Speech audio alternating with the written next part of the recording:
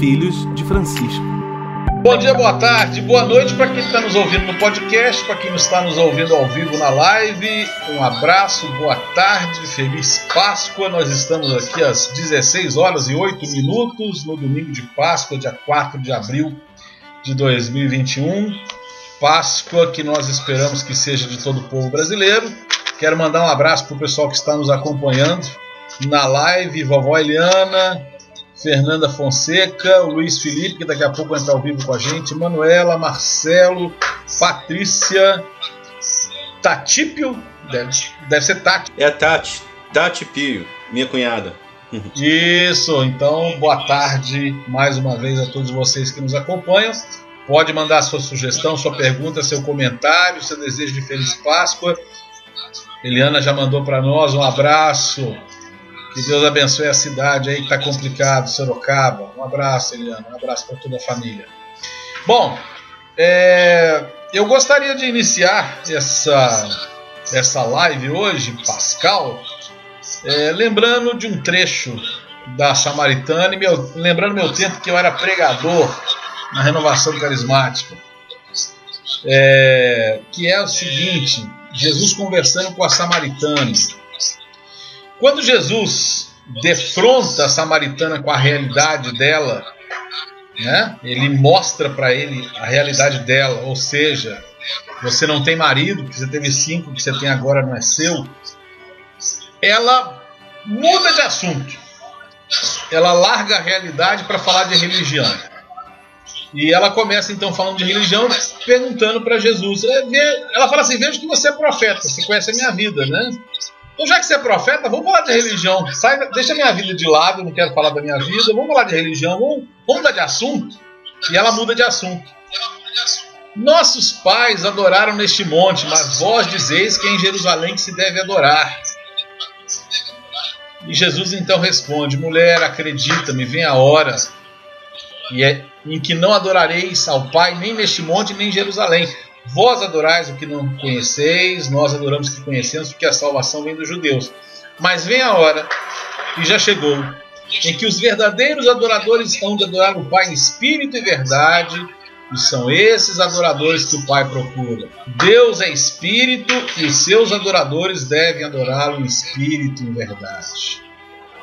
Então, para as pessoas que acham que só podem celebrar a Páscoa se elas estiverem dentro de um templo, seja em Jerusalém, seja na Samaria, seja em Aparecida, seja em Bom Jesus da Lapa, seja no Pai Eterno, se as pessoas acham que elas precisam de um templo para adorar a Deus, e vou falar dos evangélicos que foram os que entraram na justiça para conseguir isso hoje, eu vou dizer que vocês ainda não entenderam o que é adorar a Deus em espírito e verdade. Não que seja, eu vou dizer duas coisas. Primeiro assim, não acho que seja impossível uma celebração segura na Páscoa. Não acho que seja impossível isso. É possível ter uma celebração. O Papa ontem, a Itália está em lockdown, e a celebração teve gente participando. Então não é que seja impossível. Eu digo que não é necessário, porque a adoração a Deus se faz em espírito e verdade. E eu volto para falar de João capítulo 10, versículo 10. O ladrão não vem senão para furtar, matar e destruir. Eu vim para que as ovelhas tenham vida e tenham abundância. Hoje no Brasil, não sei o número de pessoas, mas muitas pessoas se contaminaram de Covid e vão morrer porque se enfurnaram num templo para fazer o que não era necessário. Não precisa ir para o templo para adorar a Deus em espírito e verdade. Quando eu digo que não precisa, não é que nós não precisemos. Nós não precisamos agora. Agora, nesse momento. Nesse momento a gente precisa de isolamento social. E Jesus sabe disso. Eu precisava, Gabriel, começar desse jeito. Eu acordei meio de luto com a notícia hoje. E para encerrar essa minha abertura, eu vou citar os tweets do Criador. Para quem não sabe, no Twitter tem um perfil chamado O Criador. E eu vou ler algumas coisinhas do Criador para nós aqui hoje. Ele diz o seguinte, com licença aqui. Se ser onisciente, onipresente e onipotente não basta para que vocês entendam que não precisam ir para a igreja, pelo amor de Deus, né? Pelo meu amor, né? Ótimo, sensacional. O mundo está tão esquisito que o diabo está comemorando a autorização para as igrejas ficarem abertas. Pelo meu amor, ore em casa. Pecadores que estão fazendo churrasco com aglomeração na Sexta-feira Santa já vão se acostumando com fogo, brasa e espeto. Então, com esses tweets do Criador, eu quero dar a minha palavra inicial aí. Eu queria muito que a gente estivesse falando, mudando de assunto um pouco hoje, falar, né, do aspecto mais esperançoso da Páscoa, que a gente vai falar depois, até porque a gente já falou muito disso. A gente, né, sei lá, uns 3 programas para trás que a gente vive repetindo sobre pandemia, sobre muita coisa, mas infelizmente não há mais o que dizer. Se a gente for parar para pensar que o propósito inicial nosso enquanto cristão é zelar pela vida, né? A primeira coisa é garantir que as pessoas estejam vivas para depois a gente pensar no restante, né? Sem vida não há nada que ser feito, não tem como rezar se a pessoa está morta, né? Claro, a gente pode rezar pela alma dela, mas aí já são outros 500, né? Mas a gente tem que garantir primeiro a vida em abundância, né? E eu confesso que eu fico cada vez mais perplexo, assim. Eu já falei isso, né? De perceber o quanto que nós ainda somos apegados a uma espiritualidade que na verdade vem do Antigo Testamento ainda, né? Essa coisa de ter que ter um templo para adorar, tem que ter lugares específicos, você tem que ter todo um ritual para cumprir, né? É claro que principalmente nós católicos, a gente sabe muito a importância dos rituais. Eu até estudei isso, né, enquanto na ciência da religião, o quanto que o ritual é importante para o ser humano. A gente tem a questão dos sacramentos também, que dão uma força gigantesca para a gente, né? Mas a gente é como se tivesse ficado dependente disso. Deixou de ser um remédio para os fracos e passou a ser uma droga, uma substância entorpecente que a gente não consegue ficar sem, né? Deixou de ser, sei lá, uma vitamina que faz a gente se fortalecer, alguma coisa que ajuda a gente a botar para frente, e passou a ser uma muleta, algo que a gente não consegue deixar de lado, né? E é interessante que é algo tão entranhado que mesmo assim as igrejas, tirando toda a obrigatoriedade de assistir missas presenciais, os sacramentos, né, esse tempo de exclusão, as pessoas não percebem isso. Eu acho que é muito assim, tem muito talvez medo de punição divina, medo, né, do inferno mesmo, dessas coisas aí, mas tem muito de uma questão de dependência, das pessoas precisarem daquilo ali para se fortalecerem, para ficarem bem. E a gente sabe que, é claro, num período de pandemia isso é muito complicado, porque o estresse vem à tona, a gente fica muito ansioso, precisando de um conforto, e para muita gente o único conforto espiritual que elas têm, e até psicológico, são as celebrações, né? Mas eu acho que falta, principalmente talvez por parte do clero, que é estudado, que é esclarecido, que poderia, isso de todas as igrejas, claro, né? Uma certa consciência de informar os fiéis, de instruir os fiéis, de fazer eles perceberem que nós estamos num período de exceção, um período diferente, em que se antes o melhor que a gente podia fazer era se deslocar, estar em comunidade presencialmente, agora não, agora a gente não precisa disso. Isso vai passar, e aí depois a gente pode falar melhor sobre isso, sobre a esperança.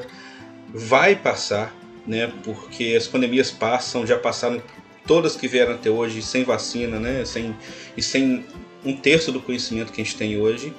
Então nada indica pra gente que isso não vai passar, que pior que esteja essa onda, ela algum momento vai cair, depois pode vir outro, mas no momento tudo vai se estabilizar. Mas enquanto isso a gente tem que fazer a nossa parte. E o que os dados, a realidade mostra pra gente? Que um dos maiores lugares onde você se contamina pelo vírus é em templos religiosos. Não é perseguição religiosa, não é implicância, não é estado ateu, não, é dado científico. Você olha e vê, faz análise e vê, olha, por quê? Porque é lugar onde geralmente tem muita gente, E as pessoas falam, cantam, né? Na nossa igreja católica, graças a Deus, a gente vê que a maioria delas estão respeitando distanciamento, limite de pessoas, álcool em gel, isso tudo. Mas mesmo assim, a gente fica com muito receio, né? E fica se perguntando isso que você falou, será que precisava realmente disso, sendo que é um lugar tão propício, né? Muitas vezes não tem ventilação adequada, muitas vezes as pessoas que estão lá na frente, o padre sobretudo, não usa máscara, né? E a gente sabe hoje o quanto o vírus se propaga por aerossol, fica no ar, pairando no ar sobre um ambiente fechado. Então é triste essa constatação que você fez, que infelizmente muita gente hoje está se contaminando por Covid dentro dos templos. Isso é muito triste de a gente constatar realmente, né? Quero mandar um abraço para Lúcia. Boa tarde, Lúcia, que está conosco. João Carlos, Fábulos, João Carneiro, Felipe, Cláudia, Lisa, o pessoal da Mercearia Nossa Senhora. Só consigo ver uma parte aqui. Muito obrigado pela presença de todos vocês na live. Pois é, Gabriel. É como eu disse, né? Nosso primeiro episódio do podcast foi sobre isso, né? Foi o primeiro, lá atrás. Nós estamos vivendo o ano da marmota, literalmente mesmo, né? O título dele, né? Com missas, a gente falou sobre. A gente mostrou estudos falando como as missas presenciais poderiam aumentar o número de mortes, né? Foi o primeiro episódio. Mostrou estudos científicos falando disso. Foi o primeiro. Então a gente percebe que a gente está realmente dando a volta no deserto, né? Espero que não tenha que ser 40 anos, como nós falamos no episódio. Bom, mas vamos para frente, né? A gente não podia deixar de falar sobre isso, porque foi um tema que sacudiu aí a nossa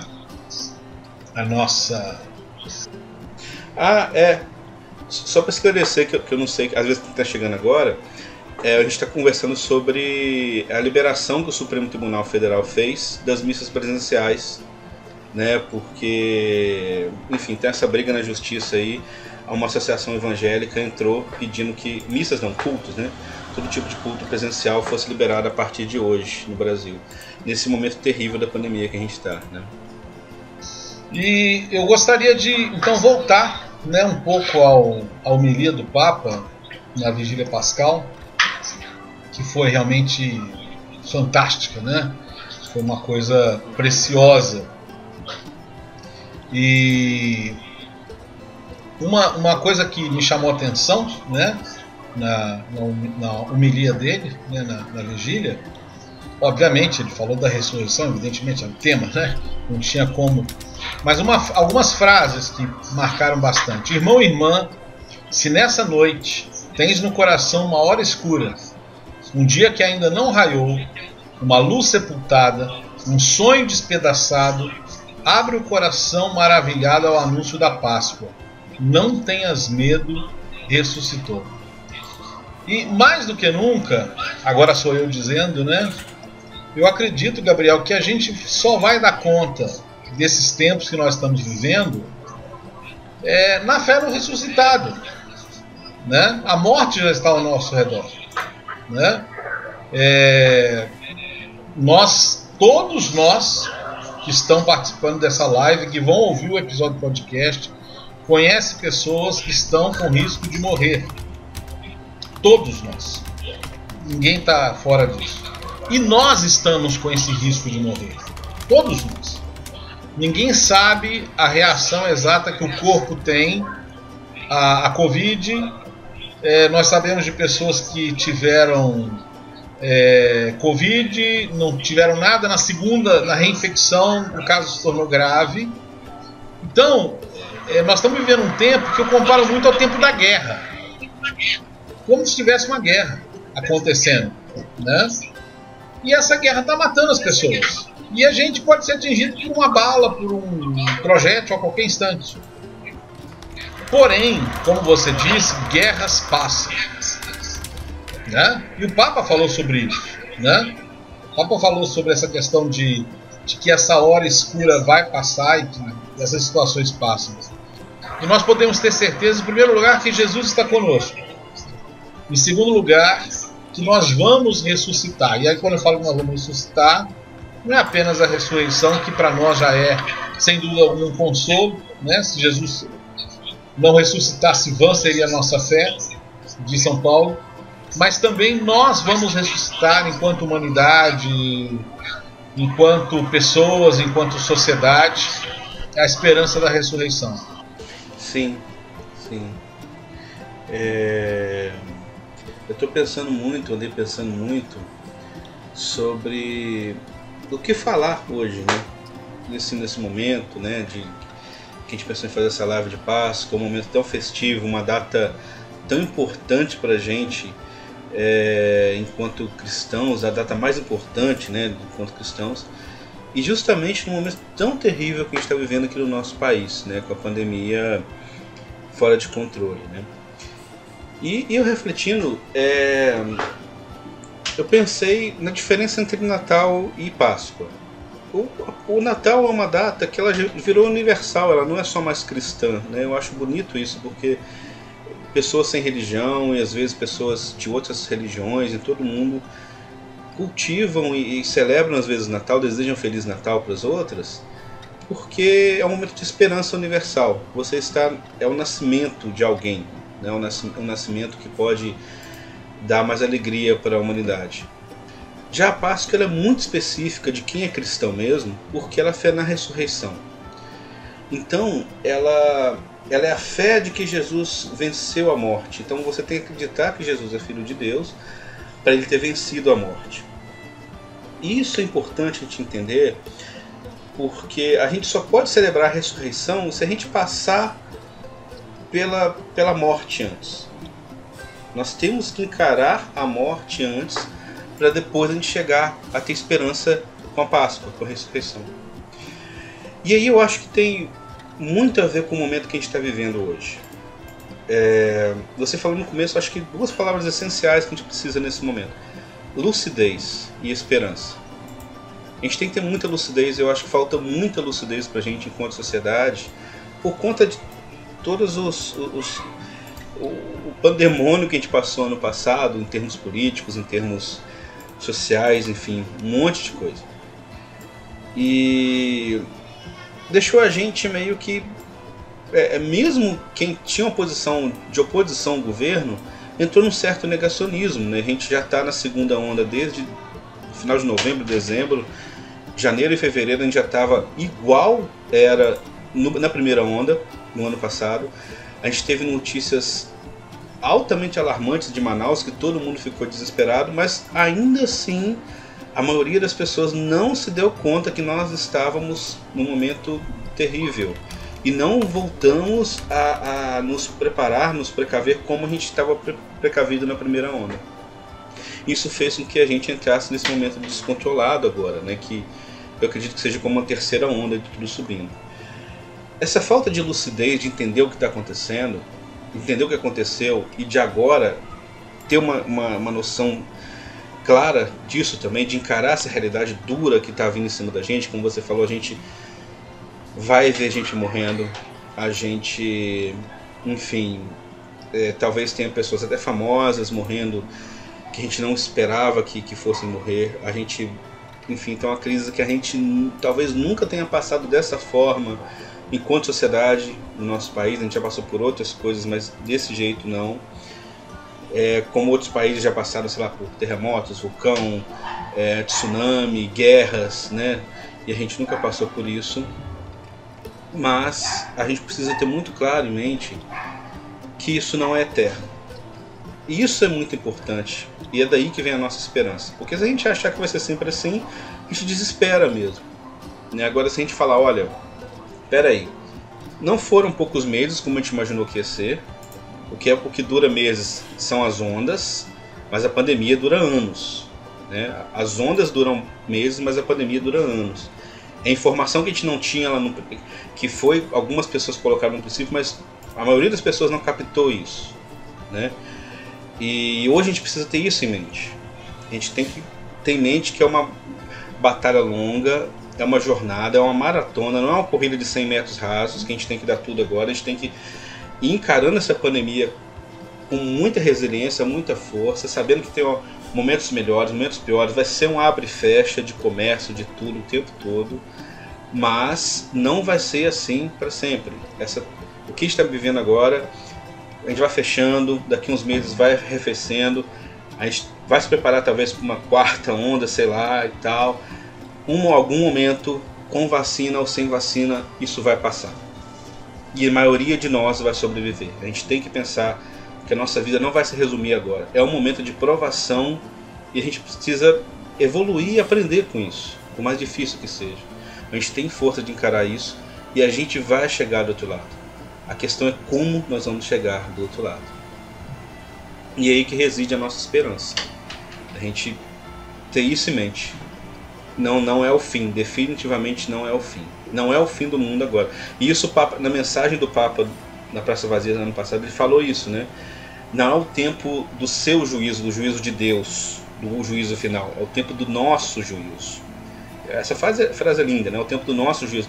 Nós, em cada um, enquanto ser humano, qual o juízo que a gente está fazendo, qual a perspectiva, qual a análise de situação das nossas vidas e da nossa sociedade que a gente está fazendo e como a gente vai crescer com isso daqui para frente. Eu vejo que é um momento... Se a gente pegar o livro do Apocalipse, me lembro agora daquela passagem sobre os que passam pela grande tribulação, né? Que dão testemunho pelo amor à palavra e pelo sangue do Cordeiro, né? Então eu acho que esse é o grande momento nosso de dar testemunho de esperança, de fé, de levar conforto para as pessoas, mas conforto e fé verdadeiro. E aí nós temos que ser de verdade, porque as pessoas que mostrem para as pessoas, para os outros, né, o caminho que está colocado para nós. E o caminho colocado para nós não é um caminho de uma falsa religiosidade, de uma falsa espiritualidade, de uma espiritualidade alienada. Como no tempo de Jesus se esperava que o Messias viria com cavalos de fogo para derrotar o Império Romano, e a vitória de Jesus foi a cruz. Então, nós precisamos entender o tempo que nós vivemos sem cair numa fantasia que é, de fato, o que boa parte das pessoas esperam, né? Isso é só um fato, é só uma constatação. Não tem estatística quanto a isso, mas está aí, é a realidade, né? E é isso aí, Lúcia, é o momento, é a grande oportunidade de nós evoluirmos, de amarmos verdadeiramente as pessoas que estão conosco e junto de nós. E o momento de reiniciar. O Papa ontem, em homilia, né, ele falou três anúncios da Páscoa. O primeiro é que é possível recomeçar sempre, porque há uma vida nova que Deus é capaz, independentemente de todos os nossos fracassos, de fazer reiniciar em nós. Então, se a gente está observando aí, eu pessoalmente considero um fracasso, né, social o que a gente vive, né? Nosso país está vivendo, eu gostaria de dizer que a gente pode começar de novo.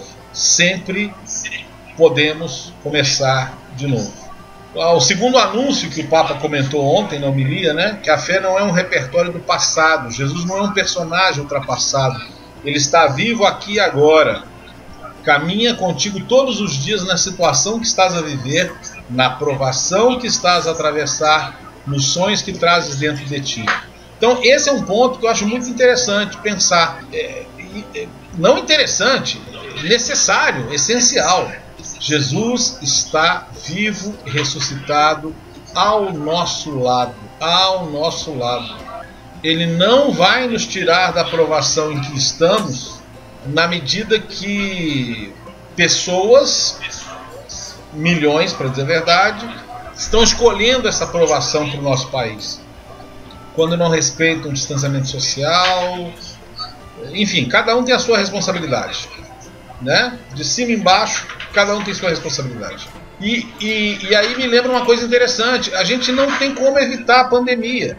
A pandemia está aí. A gente pode restringir, lutar para que ela não se espalhe, mas o Senhor está conosco. Jesus está conosco. Está conosco na provação, está conosco nas UTIs lotadas, está conosco na falta de ar, na falta de oxigênio, que foi o motivo da morte dele na cruz. Então, está conosco. É essa mensagem que nós temos que ter nesse momento e essa certeza.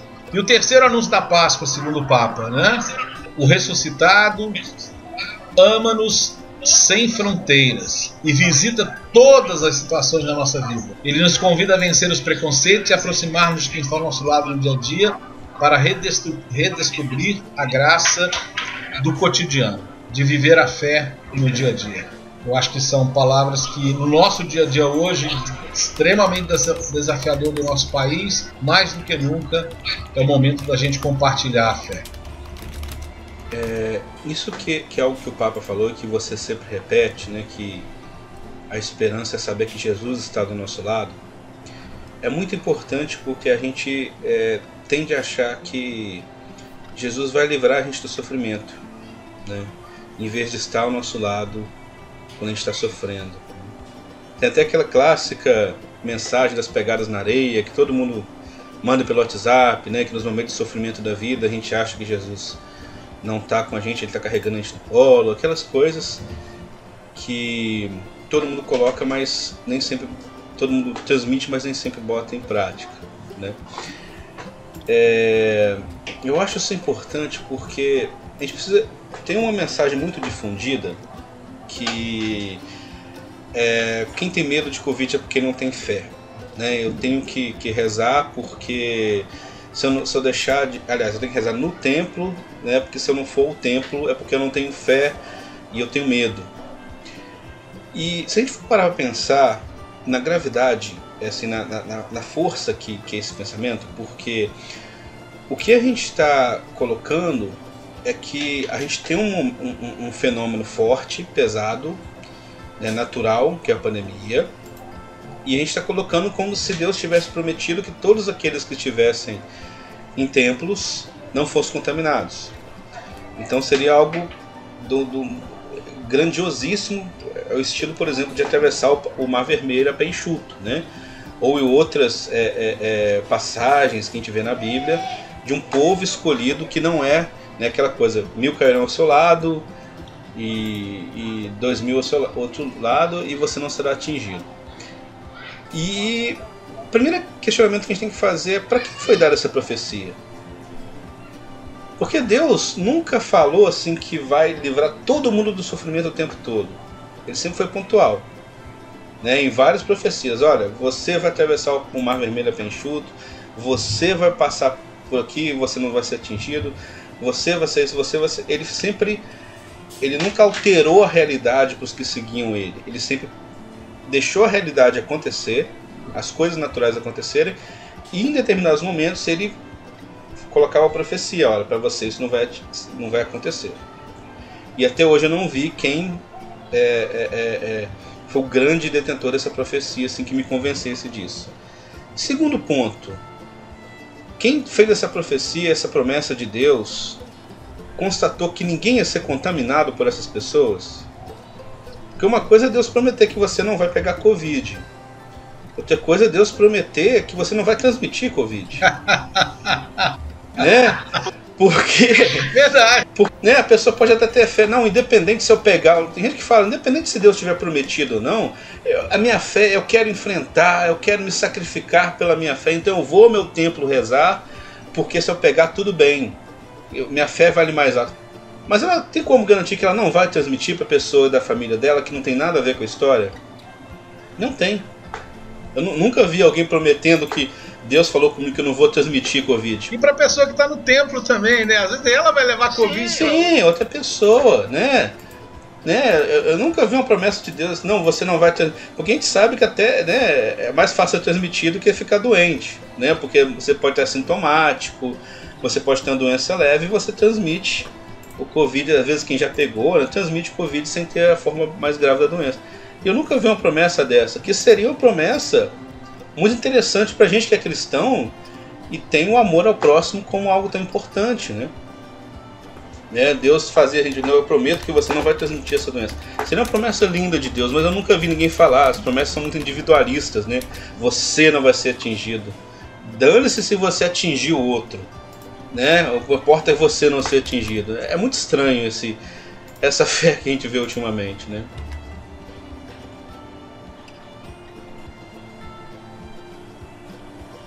Ô Gabriel, você me lembrou a história do... Uma história que isso foi... Já usei muito nas minhas pregações, no tempo que eu era pregador. Do sujeito que estava morava perto de um rio e deu no rádio lá, ó, tá vindo uma enchente aí. E ele falou, não, Deus vai me salvar, Deus prometeu que os rios não vão me né, que eu não vou submergir aos rios. E aí bateram na porta dele, a água subindo, né? Vambora, fulano, vambora, o rio vai subir. Não, mas Deus prometeu que vai me salvar. Aí passou um pouquinho, a água subindo mais, chegaram de barco.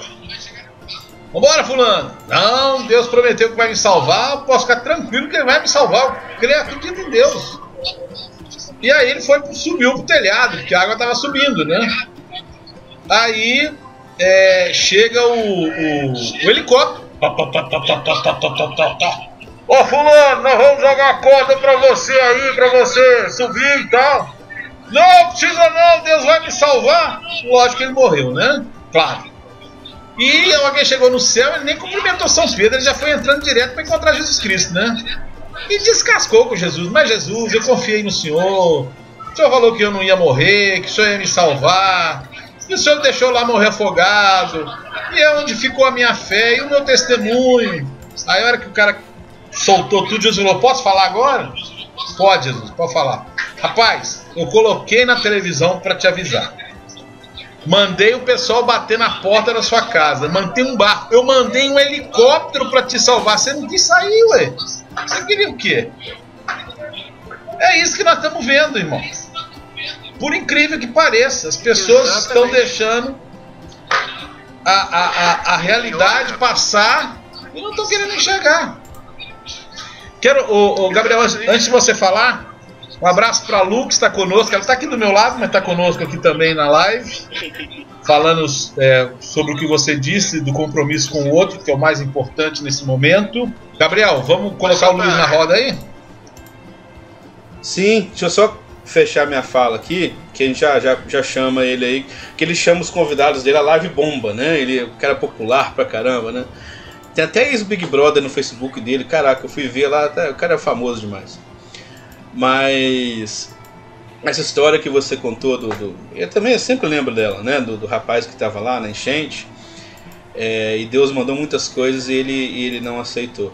Olha quantas coisas Deus mandou pra gente nessa pandemia. Olha só, com 2 meses de pandemia, ela surgiu na China, 2 meses aqui, a gente já sabia a maioria das informações sobre ela, a gente já sabia o nome do vírus. Sabe, nunca antes na história a gente teve isso, a gente já sabia tudo o que precisava fazer antes do vírus chegar aqui para se proteger dele.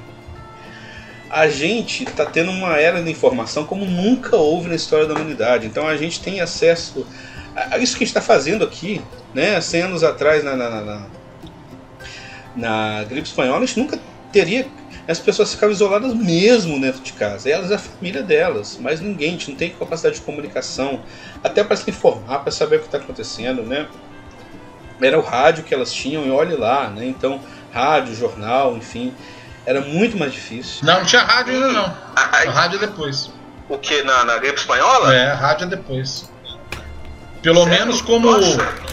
Aqui no Brasil, o rádio se consolida na década de 30. Os outros países já tinham, não sei se rádio popular, mas tinha um rádio mais profissional, né? Mas o jornal, e mesmo assim a pessoa devia ficar com medo de comprar o jornal do cara que estava vendendo para ela. Sei lá como é que eles faziam, devia deixar na porta, né? Pra não... Mas a gente nem sabe se eles tinham essa consciência de como o vírus se transmitia, como a gente tem hoje, né? Eles não tinham essa informação. E olha só o que a gente está vivendo. A gente, antes o recorde de fazer uma vacina, acho que era 5 anos, 10 anos, sei lá, com um vírus. A gente já teve, com menos de 1 ano de aparecimento de um vírus, a gente já tem uma vacina. Nunca aconteceu isso, a gente ter a cura da pandemia durante a pandemia.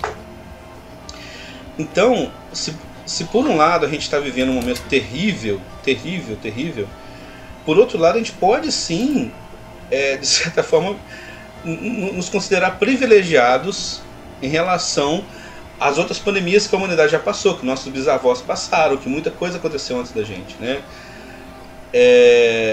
Então, como a gente vê Deus mandando o helicóptero pra gente, mandando coisas pra gente, mandando gente ajudar a gente nesse momento desesperador, mas nós, enquanto sociedade, muitas vezes não aceitamos, como nosso governo não aceitou comprar vacina, né? Isso é uma realidade, pode ver nos jornais aí.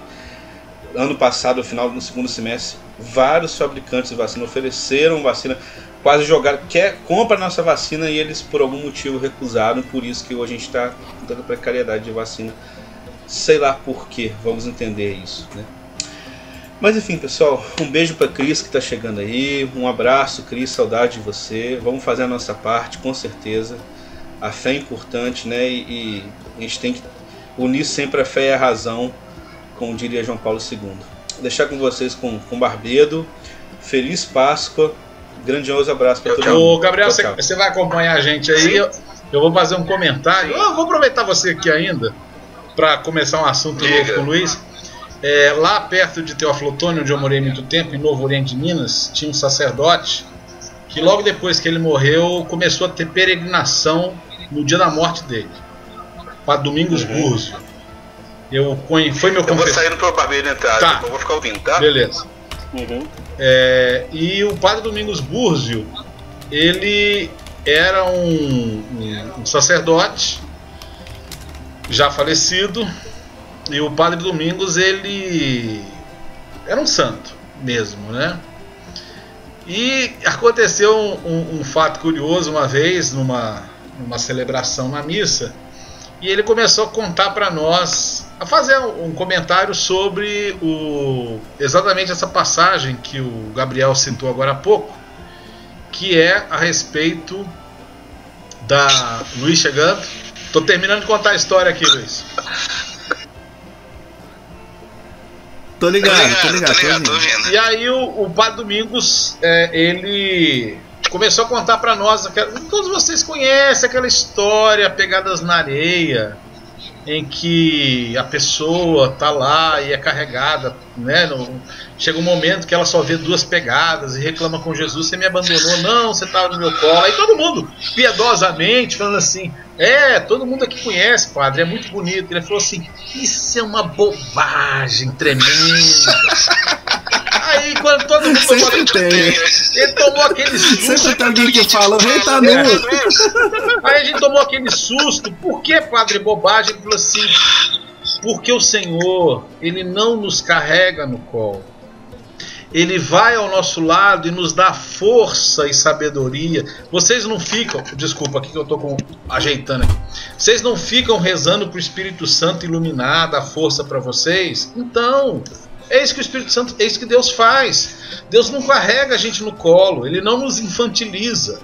Ele nos enche de força, do poder do Espírito, de sabedoria, para lidar com as dificuldades e com as situações.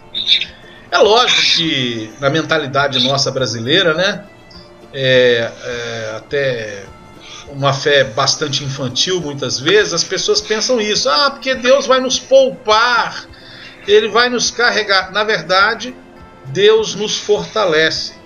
E eu queria completar, Luiz, e passo a palavra para você.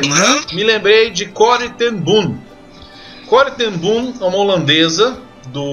Ela nasceu no final do século XIX, início do século XX, e ela foi prisioneira no campo de concentração, se não me engano, Auschwitz. E ela sobreviveu. A irmã dela foi executada no campo. E o livro tem um filme, o livro O Refúgio Secreto, um filme posteriormente feito pela associação do Billy Graham, em que ela dá o testemunho dela no campo de concentração.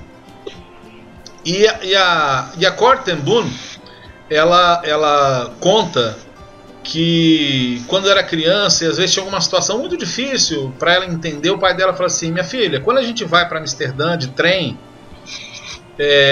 que hora que eu te dou o bilhete da passagem? Aí ela fala assim: pai, quando a gente vai embarcar no trem. Aí ele falou assim: então, minha filha, Deus é assim conosco também. Ele vai nos dar a graça na hora que a gente precisar. Não adianta a gente ficar com medo antes do que vai ser, do que não vai ser. Na hora que for necessário, Deus vai nos dar a graça. E eu somo isso tudo, Luiz. Você ouviu aí a nossa primeira parte, a nossa reflexão, para dizer que Deus, Jesus está vivo, Ele está conosco, Ele está nos dando sabedoria, Ele vai nos dar graça, sabe, de lidar com todas essas dificuldades que nós estamos passando.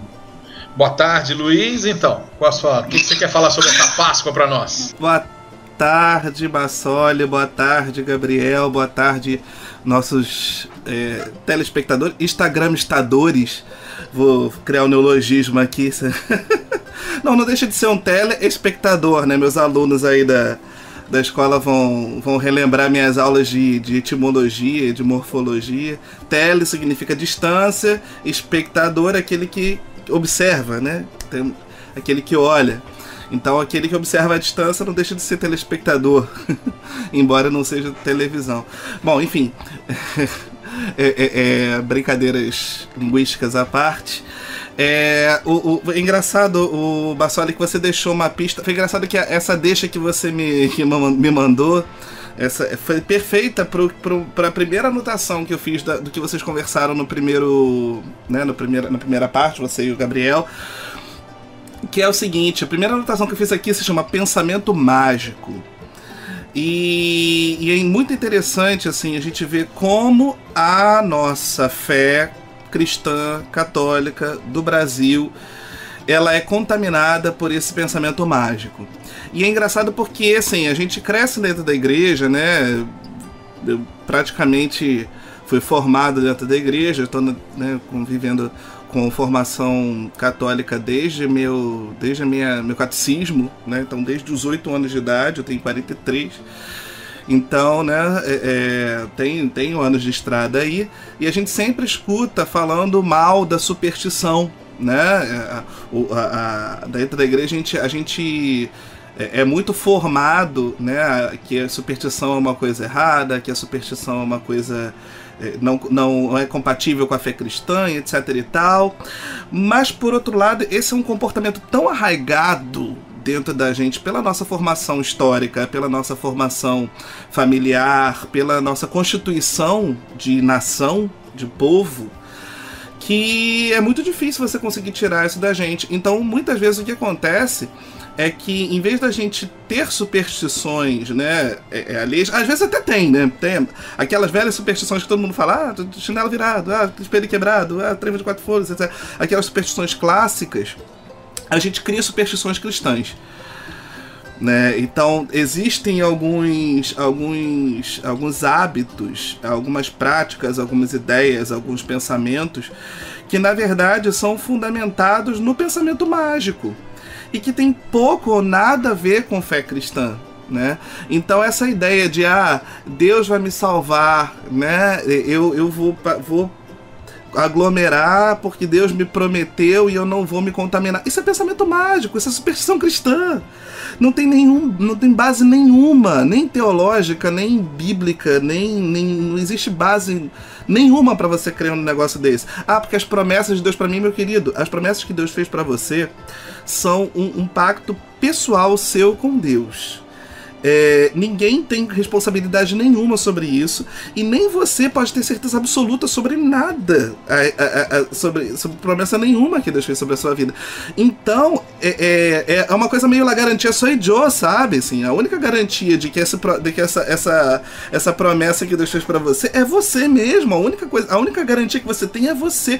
Então como é que você pode ter certeza de que você pode arriscar a vida dos seus familiares cumprindo uma promessa que você tem de Deus por causa de uma certeza que é absolutamente sua?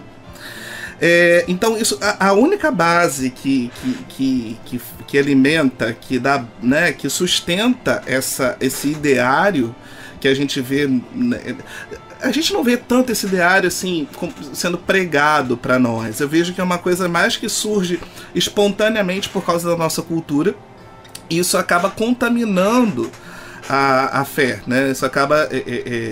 Isso acaba no contato com a fé, as coisas acabam se misturando, mas parece de sincretismo mesmo, né? Mas um sincretismo não é um sincretismo entre religiões, é um sincretismo intra-religioso, né? A gente deixa que elementos culturais nossos contaminem a nossa fé e ressignifiquem a nossa fé muitas vezes, né? Então eu vejo essa ideia, né, e muitas pregações que a gente vê mesmo, assim, muitas ideias que são pregadas nos púlpitos, nas televisões, nas rádios, né, sobre vitória, sobre conquista e, né, e sobre curas e milagres. Se você for torcer, né, se você for tentar resumir o máximo, no fim das contas é puro pensamento mágico, né?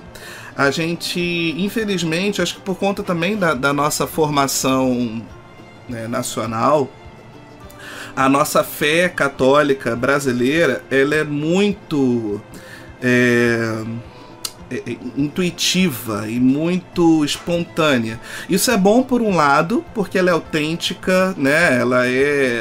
Ela não é escamoteada, né? As nossas expressões religiosas no Brasil são bastante verdadeiras, assim, eu acredito que são bastante verdadeiras, mas por outro lado acabam caindo no irracionalismo, acabam muitas vezes escorregando, derrapando na falta de base teológica, de base bíblica, né?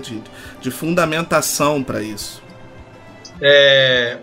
Pro pessoal pros católicos que gostam de escolher papa, porque tem isso agora também.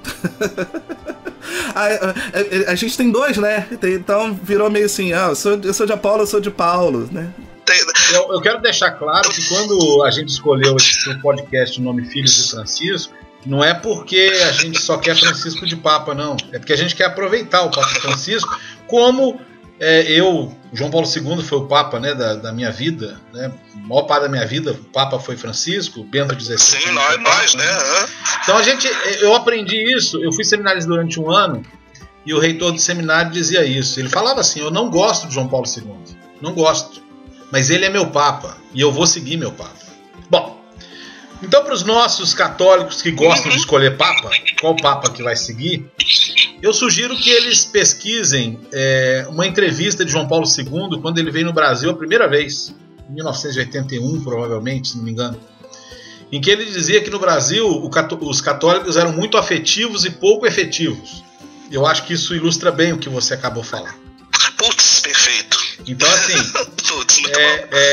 eu acho que esse ponto ele bate, né, vai muito, né, junto disso que você acabou de falar, das pessoas que querem que acham porque são católicas, porque tem uma fé que muitas vezes passa aí pelo irracionalismo, né, como você disse, ou a fé mágica, né, que não é a fé verdadeira, porque se você pensar bem, para essas pessoas não teria cruz, não teria Sexta-feira Santa, não teria abandono. Tem uma coisa que me chama a atenção na Semana Santa, e eu talvez esteja me repetindo aí alguma coisa que eu falei em algum momento. Não existe drama humano que não esteja presente no relato da Paixão. O que mais me chama a atenção no relato da Paixão é que o relato da Paixão de Jesus assim, eu acho que quando o primeiro roteirista de novela pensou em fazer uma novela, ele estudou o relato da Paixão de Jesus, porque tem tudo ali. Tem traição, tem doação, tem fidelidade até a morte, tem homicídio, tem tudo. Assim, o relato da Paixão de Jesus, e eu não estou dizendo isso para desconsiderar, eu estou dizendo pelo contrário, para dizer assim... Não, é uma obra literária riquíssima. É a vida humana, é a expressão da vida humana. E as pessoas, quando alguém fala assim, quando alguém não quer lidar com o limite, com o próprio limite de falar assim, eu posso adoecer, eu posso morrer de Covid, eu posso ficar 60 dias numa UTI entubado. A hora que a pessoa nega isso, em nome da fé, porque é o que nós estamos falando agora, em nome da fé, ela está negando aquilo que Jesus abraçou, que é a nossa humanidade, que é o nosso limite. Deus, o Todo-Poderoso, se faz todo humano e morre. E está abraçando justamente um pensamento mágico. É um pensamento eu sou cristão, estou acima da humanidade, eu estou acima dos normais, dos réis mortais, né? É uma espécie de caiu 1000 à tua direita, 10.000 à tua esquerda. As pessoas pensam nisso como uma espécie de escudo, né? De escudo protetor, como se fosse uma coisa meio mágica mesmo, meio de super-herói, sabe? E pouco realista, né? O Gabriel manda o seguinte comentário: acho que o problema maior não é o sincretismo, até porque a nossa religião foi sendo formada de forma sincrética. Acho que a questão é o individualismo que direciona as crenças a bel prazer. Aí entra a questão de uma religião pós-moderna, vamos dizer assim. Léo Castro, Olívia Ferreira está conosco. Mas isso que você falou do Papa João Paulo é interessante. Eu me lembrei do Minha Vida, Meus Mortos, Meus Caminhos Tortos, Meu Sangue Latino, né? A gente tem esses afetos à flor da pele, né? As nossas relações são muito afetivas, muito apaixonadas, né? A nossa visão do mundo é muito apaixonada. Isso é bom por um lado, porque nós somos. Isso a gente vê inclusive na forma de rezar, né? Você vai numa celebração católica, né, ou num grupo de oração, né, aqui no Brasil ou na Europa, você vê claramente a diferença, né? A forma de orar, nós aqui no Brasil e em vários lugares da América Latina, tudo a emoção é um componente muito forte, muito presente, né? Então as músicas são mais efusivas, né? As orações são mais espontâneas, enquanto na Europa a coisa sempre flui dentro de um nível mais racional, assim, mais contemplativo, etc e tal, e a emoção tem um papel menos preponderante do que aqui nos latinos, né? Isso é bom porque faz com que a gente, né, tenha um vigor mais forte na nossa fé, mas por outro lado a gente tem uma fé bastante imatura, realmente isso que você estava falando. A gente se contenta com isso, né? A gente se contenta em viver uma fé emotiva, a gente se contenta em viver uma fé que se resuma a uma experiência emocional, estética, né? A gente vai para um grupo, para uma missa, a música é linda, a gente acha que Deus está ali porque a música é linda, e a gente muitas vezes se contenta com isso, né? E isso se reverte em formação, em base, em conteúdo catequético e teológico, às vezes muito, muito falho. Então olha só, Luiz, isso que você disse agora me lembra também, né, que eu acho que é o mais grave de se pensar que as pessoas acham que isso seja fé, né? Sem querer ser crítico, né, mas criticando, né? Basta lembrar que o programa de televisão nacional da Renovação Carismática hoje chama Fazendo Barulho, entendeu? Então assim, como se fazer barulho fosse expressão de alguma coisa. E não é, entendeu? Não faz sentido. Fazer barulho é o oposto da essência. Fazer barulho é o oposto da essência. A essência é o silêncio. Aí você vai comprar uma briga grande aqui. A essência é o silêncio. Então, eu digo isso assim, não é para criticar A ou B, o programa, não é esse o aspecto, né? Não é esse o ponto. O ponto é da gente pensar que a gente paga o preço numa pandemia. Porque assim, nós não estamos falando de uma pessoa que deixa de tomar um remédio porque o pregador diz que se você tomar remédio é falta de fé, como a gente já viu, eu já vi dezenas de vezes na minha vida. Nós não estamos falando disso, nós não estamos falando de uma pessoa, nós estamos falando de milhares de pessoas que estão arriscando a vida delas e das famílias delas em nome de uma suposta fé. Agora, para a gente também ser realista, isso quem está acompanhando a live, né, e está ouvindo o podcast, o episódio, a gente fica indignado com essas coisas, mas Jesus previu que essas coisas aconteceriam, né? Para dizer a verdade, nós estamos falando da realidade humana. Essa é a realidade humana. E a realidade humana é essa, né? Como eu comecei a dizer aqui, né? O fato da samaritana, né? Eu acho que o grande desafio que nós temos hoje, nessa Páscoa, mais do que nunca isso se apresenta para nós, é esse testemunho, porque vamos pensar no outro lado, vamos pensar nas pessoas de fora da igreja, vamos pensar nas pessoas que não creem, nas pessoas que perderam a fé ou nunca tiveram a possibilidade de crer. Essas pessoas estão revoltadas com os cristãos, e estão revoltadas com razão, com razão. Quando eu leio o depoimento de uma pessoa que ouve, que comenta, né, que eu vejo na rede social, olha, minha avó pegou Covid no culto, o pastor pegou Covid no culto. Essas pessoas, elas se revoltam com razão, porque isso é um contra-testemunho, isso é uma coisa que é uma ofensa à vida, e nosso Deus é o Deus da vida. E eu me lembro do padre Júlio Lancelotti comentando sobre, padre Júlio Lancelotti, que virou uma luz, né, no meio dessas trevas todas.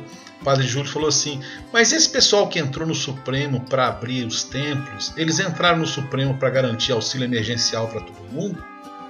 Eles entraram no Supremo para garantir que as pessoas pudessem ter um transporte público sem estar arriscando se contaminar? Ou elas estão pensando apenas no próprio umbigo? E é isso que, infelizmente, esse grande contra-testemunho, que felizmente, entre aspas, digo felizmente, no meio dessa tragédia, a gente vê evangélicos e católicos como nós, que se posicionam contra essa irresponsabilidade, essa fé mágica, essa fé que aí, no caso dos líderes, eu não acho que nem é fé mágica, né? Porque o senhor Edir Macedo já vacinou nos Estados Unidos, o senhor Valadão, lá da Igreja Batista Lagoa, já está vacinado nos Estados Unidos, o Rodrigo Constantino, da Jovem Pan, já está vacinado nos Estados Unidos, e esse povo semeia a morte no nosso país e está vacinado nos Estados Unidos, e a cara não queima. Desculpa, tá? Desculpa. Mas a cara deles não queima. Mas o inferno queima, como o Criador falou. Agora, quer comentar, Luiz? Não, então, exatamente, assim, é pensamento mágico para o povo e razão para mim, é claro, né? Eu falei esses dias, o que eu... Quando apareceu o Edir Macedo... Ah, sim, o que eu estava falando, né? É que existem dois tipos de líderes religiosos, né? Negacionistas. Dois tipos de líderes religiosos são negacionistas. O idiota e o esperto. O idiota acredita no que ele prega. O esperto não acredita. Então, o idiota... O líder religioso negacionista idiota é aquele que acha que não vai pegar Covid. É o do pensamento mágico. O esperto é aquele que prega que o povo não vai pegar Covid, mas vai se vacinar. Esse é esperto. Deixa eu ver o que o Guerreiros Gala botou aqui, refletindo aqui. Essa banalização dos milagres que vemos, todos achando que serão alvo de milagres por estarem indo ao templo. Tira a essência do milagre. Milagre, por definição, tem que ser exceção. Sim, o milagre é a subversão da natureza, né? Eu sempre entendi dessa forma. O milagre é uma subversão da ordem natural das coisas. Deus, como criador da natureza, por vezes, ele se vê no direito de subverter essa ordem por algum desígnio, por algum plano que ele tem em mente, que nem sempre a gente tem noção, né? Então, eu sempre encrenquei um pouco com aquela ideia que as pessoas falam, o milagre da vida. Porque a vida é natureza, a vida é natural. Eu não acho que a vida seja um milagre. A gente quer, muitas vezes a gente quer, isso significa, falar milagre da vida, a gente não está enaltecendo a vida, a gente está minimizando a natureza. A gente está desqualificando a beleza e a grandeza daquilo que é natural, daquilo que é ordinário, daquilo que é comum, daquilo que é esperado, daquilo que faz parte do dia a dia. E a grande obra de Deus é natural. A maior obra de Deus é a ordem natural das coisas. A grande criação de Deus é a natureza. Né? E aí, quando eu digo natureza, é a natureza com a sua ordem, com o seu equilíbrio, com a sua sequência de fatos e coisas que compõem a ordem natural. Então, a gente viver nascer, viver, envelhecer, morrer, reproduzir, gerar outra geração, isso é lindo, mas isso não é milagre, isso é natural. E a gente, para querer valorizar isso, a gente desqualifica aquilo que é natural, aquilo que é rotineiro e ordinário, para transformar em exceção alguma coisa que não é exceção. Ficou confuso? Sou antipático falar isso? Assim, sou aquela pessoa chata que quer ser do contra? Né? Mas eu acho que a gente desqualifica muito a natureza, e eu acho que boa parte dessa questão do pensamento mágico vem disso, porque a gente desqualifica o efeito por exemplo, do poder de uma vacina. A gente desqualifica o conhecimento humano que é desenvolvido ao longo de séculos para a gente conseguir chegar ao ponto de desenvolver uma vacina eficaz contra uma doença em alguns meses. Isso é lindo! Isso é maravilhoso! Mas isso não é um milagre. Isso é efeito de trabalho, é efeito da inteligência humana, é efeito da nossa capacidade natural de fazer as coisas. Porque aconteceram... Tanto que a igreja, para reconhecer um milagre como sendo um milagre, né, reconhecido, cara, o processo às vezes dura anos para que o milagre seja reconhecido. Então, por que a gente vai chegar e botar o carro na frente dos bois e dizer que é milagre uma coisa que é perfeitamente natural e que não deixa de ser lindo por não ser um milagre, por ser natural?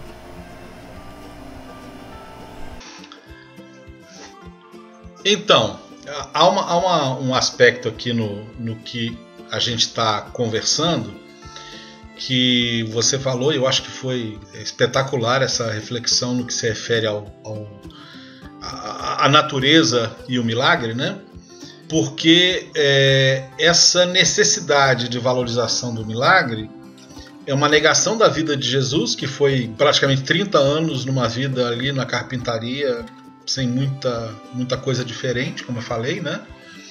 É a anulação da morte, do sofrimento, da condição humana, e não deixa de ser também, e eu acho que é o essencial nisso tudo, é a negação da própria vida, da própria vida.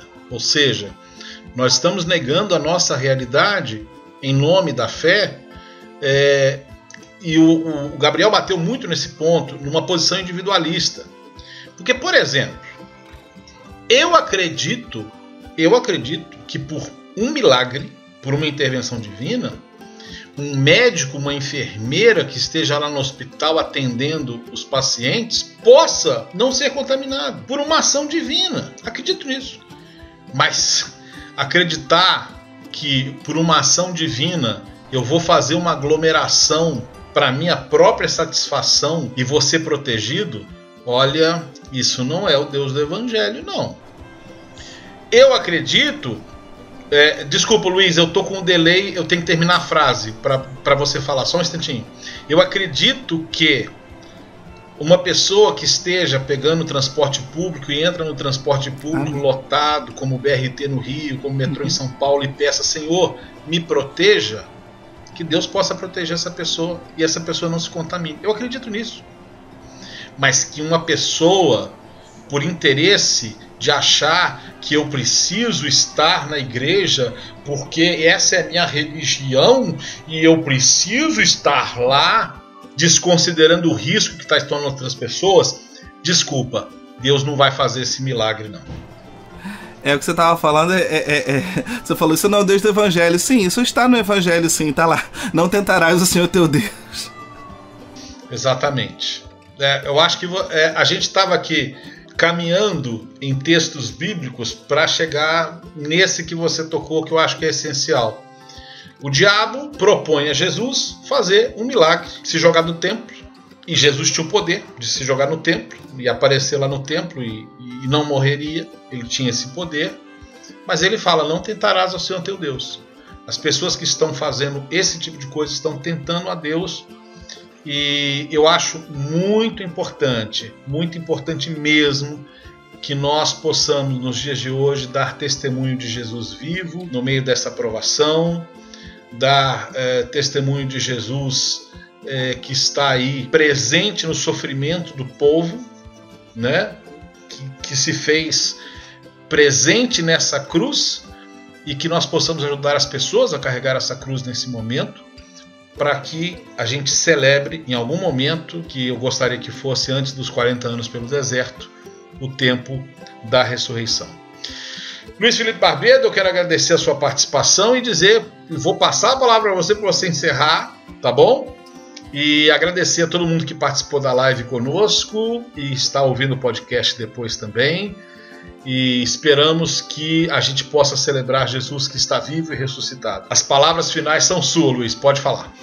Eu queria falar complementar um pouco do que o Gabriel também tinha falado mais cedo, de que eu tenho esperança, né? Eu não tenho eu tenho uma esperança, mas a minha esperança é de médio e longo prazo. Eu acho que num curto prazo, assim, as próximas semanas, os próximos meses vão ser bem difíceis. Eu acredito que essas medidas que a gente está tomando agora, sanitárias, né, bastante pesadas, elas vieram tarde demais, sinceramente. Aí o pessoal vai dizer, porque o lockdown não funciona. Não, o problema é que não é que o lockdown não funciona, o problema é que você tem que saber fazer a medida da forma certa, no tempo certo. Eu acho que eles entraram tarde demais. Eu acho que o que a gente vai ver, já está vendo e vai ver nas próximas semanas, é efeito de algo que não foi feito desde janeiro, né? É algo que foi adiado, foi protelado, né? De medidas de contenção que já foi feito tarde demais. Então, as próximas semanas, acho que a gente vai ter umas semanas bem difíceis mesmo. Mas a médio e longo prazo a vacinação tá lenta, mas ela tá acontecendo. Eu acredito que uma das coisas que mais me dá esperança é que o povo está querendo se vacinar. Eu tô vendo uma movimentação muito positiva em direção à vacinação, e mesmo de pessoas que eram contra ou que queriam se fiar no tratamento precoce, estão buscando a vacina. E a pressão em cima dos governantes para que a vacinação aconteça, acho que ela vai fazer com que ela caminhe cada vez mais. E acredito também ainda que as pessoas falam, mas você não acabou. Não, na verdade não só. Primeiro que não acaba, eu acho que a Covid não vai acabar, né? Acho que a Covid não vai acabar nos próximos anos. Outro dia até, não lembro se foi o Átila que falou, a gripe espanhola tá aí até hoje, né? Só que ela vai sofrendo variantes, vai sofrendo mutações, ela vai se atualizando né? Então a Covid vai continuar, né, perigosa, mas a ciência também caminha. Né? A ciência também vai caminhar. Então vão surgir novas vacinas. Mas eu já fui vacinado. Vai se vacinar no ano seguinte de novo. E todo ano a gente vai se vacinar como a gente tem se vacinado para gripe. E eu acredito muito nisso. Eu acho que a gente vai conseguir, sim, no médio e longo prazo, conseguir ter uma vida, conviver com o corona de uma maneira menos trágica. Vão acontecer mortes, né? Inevitável, assim como pessoas morrem de todas as doenças em todos os dias. Mas eu acredito que vai ser só mais uma doença, mais uma possibilidade diante de tantas outras que nos afetam todos os dias, sem que isso seja uma tragédia humanitária. Então, queria deixar esse recado de esperança, assim, para todos nós, porque eu tô vendo que junto com tudo isso está havendo uma pandemia de ansiedade. Eu tenho visto muitas pessoas tendo grandes crises de ansiedade por causa de tudo que está acontecendo, o medo de ser contaminado, a pressão de estar dentro de casa, o medo de contaminar alguém querido e se sentir culpado por isso. Então vejo que muita gente está se sentindo, está desenvolvendo uma ansiedade por conta disso, mas eu vejo que isso vai passar, como o Bassoli, como o Resgala falou agora há pouco, vai passar e não vai demorar muito não. Moçada, um grande abraço a todos, agradecemos a audiência do pessoal que passou, que vai ficar, o pessoal que está ouvindo a gravação posterior, né, pelo podcast. Hoje felizmente eu consegui fazer a gravação certinho, tá aqui. Espero que o áudio esteja todo ok. E agradecemos a audiência e acompanhe a gente nas redes sociais. Gente, muito obrigado. Para você que também vai acompanhar depois, vai nos assistir aqui no Instagram. E lembrar essa palavra, né, de tão rica, tão bela, tão significativa que o Papa nos trouxe, né, nessa homilia durante a Páscoa. Eu vou encerrar com ele. O anúncio da Páscoa não nos fala de anjos nem de fantasmas, mas de um homem de carne e osso, com um rosto e um nome, Jesus. Um abraço, muito obrigado a todos pela participação e até a próxima.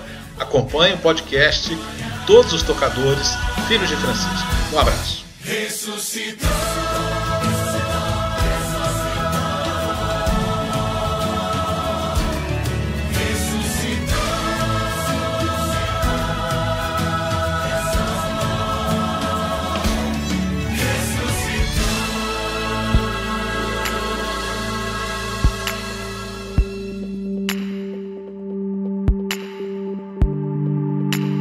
Filhos de Francisco.